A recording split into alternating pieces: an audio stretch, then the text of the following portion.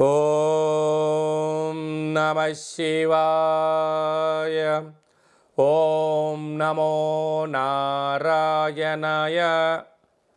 నరదృష్టి నివారణ, కర్మ నివారణ, సంచిత కర్మ, ప్రారబ్ధ కర్మ, ఆగమిక కర్మ, దగ్ధ నివారణ, తులాభార కాల భైరవాయ నమో నమః.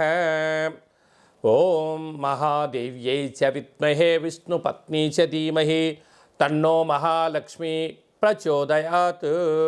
హరి ఓం.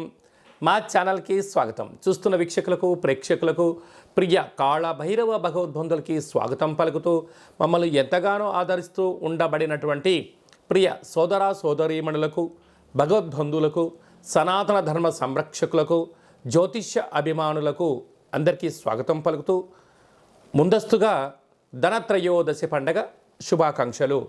అందరి ఇంట లక్ష్మీదేవి స్థిరనివాసంగా ఉంటూ అందరికీ భోగభాగ్యాలను, సుఖశాంతులను ప్రసాదించాలని కోరుకుంటూ ఆశీర్వచనం. 16/10/2024 నుండి 31/10/2024 వరకు ద్వాదశ రాశుల్లో గ్రహ గమనాల్ని ఒకసారి పరిశీలన చేద్దాం. వృషభ రాశిలో దేవగురు బృహస్పతి సంచార స్థితి, కన్యరాశిలో కేతు సంచార స్థితి, తులారాశిలో రవి బుధ సంచార స్థితి, వృశ్చిక రాశిలో శుక్ర సంచార స్థితి, కుంభరాశిలో శని భగవానుడు సంచార స్థితి, మీనరాశిలో రాహు సంచార స్థితితో ద్వాదశ రాశుల్లో గ్రహ గమనాలు ఈ విధంగా ఉన్నాయి. ధనత్రయోదశి పండుగ కాల సమయంలో మీనరాశి వారు లక్ష్మీదేవి అమ్మవారిని ఇంటికి స్వాగతం పలకడం కోసం ఎలాంటి విధులను పాటించాలో, ఎలాంటి దీపం పెట్టాలో ఈ వీడియోలో సవివరంగా సంపూర్ణంగా తెలుసుకుందాం. మీనరాశిలో ఏ నక్షత్రాలు వస్తాయనగా పూర్వాభాద్ర నక్షత్రంలోని చివరి పాదం 4వ పాదము, ఉత్తరాభాద్ర నక్షత్రంలోని 4 పాదాలు, రేవతి నక్షత్రంలోని 4 పాదాలు కలిపితే మీనరాశి. చాలామందికి డేటా ఆఫ్ బర్త్లో లేనటువంటి వారందరూ కూడా పేరు యొక్క మొదటి అక్షరాన్ని అనుసరిస్తూ ఆ రాశిని తెలుసుకునే ప్రయత్నం చేద్దాం. ది, దుమ్, షం, జా, ధ, దే, దో, చ, చి అక్షరాల వారందరూ కూడా మీనరాశి జాతకులే. మీనరాశి యొక్క అధిపతి దేవగురు బృహస్పతి.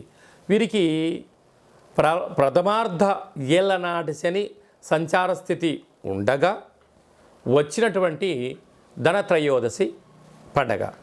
రాశిలోనే రాహు సంచార స్థితి, తృతీయంలో దేవగురు బృహస్పతి సంచార స్థితి, అర్ధాష్టమ కుజుడు, సప్తమ స్థానంలో కేతువు, అష్టమ స్థానంలో బుధాదిత్య రాజయోగం, రవి బుధుడు కలిసి సంచారం చేయడం, భాగ్యస్థానంలో శుక్రుడు సంచారం చేయడం, వ్యయంలో శని భగవానుడు ఉన్నప్పుడు లక్ష్మీదేవిని ఎలా పూజ చేసి ఆహ్వానం పలకాలి అన్నట్లయితే పూజా మందిరంలో పసుపు రంగు కలిగినటువంటి లేదంటే ఎర్రటి గుమ్మడికాయను సగభాగాన్ని కట్ చేసి కూష్మాండ దీపాన్ని పెట్టడం, సింహద్వారం బయట శనగపప్పుతో కూడుకున్నటువంటి పిండిని ఏర్పాటు చేసి నువ్వుల నూనెను, కొబ్బరి నూనెను, వేరుశనగ నూనెను 3 నూనెలను కలిపి దీపాన్ని పెట్టడం వలన ఏళ్లనాటి శని, అష్టమంలో ఉండబడినటువంటి బుధాదిత్య రాజయోగ దోషము, వ్యయంలో శని దోషాలు తొలగిపోయి మనశ్శాంతి, ఆయువృద్ధి, జ్ఞానవృద్ధి మీనరాశి వారి సొంతమవుతుందని చెప్పి గమనించాలి. కనుక వీలైనంత వరకు పూర్ణిమ తిథి ఎందున, అష్టమి తిథి ఎందున, మీ జన్మ నక్షత్రం రోజున దూరావాయు జల ప్రయాణాలు పెట్టుకోవద్దు, అప్పులు ఇవ్వద్దు, అప్పులు తెచ్చుకోవద్దు, వివాదాలకు దూరంగా ఉండండి, మౌనంగా ఉండండి, ఆధ్యాత్మికమైనటువంటి కీర్తనలు, భజనలలో పాల్గొనండి, మనశ్శాంతికి దగ్గర అయ్యే ప్రయత్నం చేయండి. ఇది కాక అంతా నాకు తెలుసు, నేను ఏదైనా చేయగలను అనుకున్నారా? మీకు తెలియకుండానే నిద్రని రాత్రులు గడపడం, శత్రువృద్ధి అవ్వడం, కారాగారము, ప్రమాదాలు పొంచి ఉన్నాయి. తస్మాత్ జాగ్రత్త.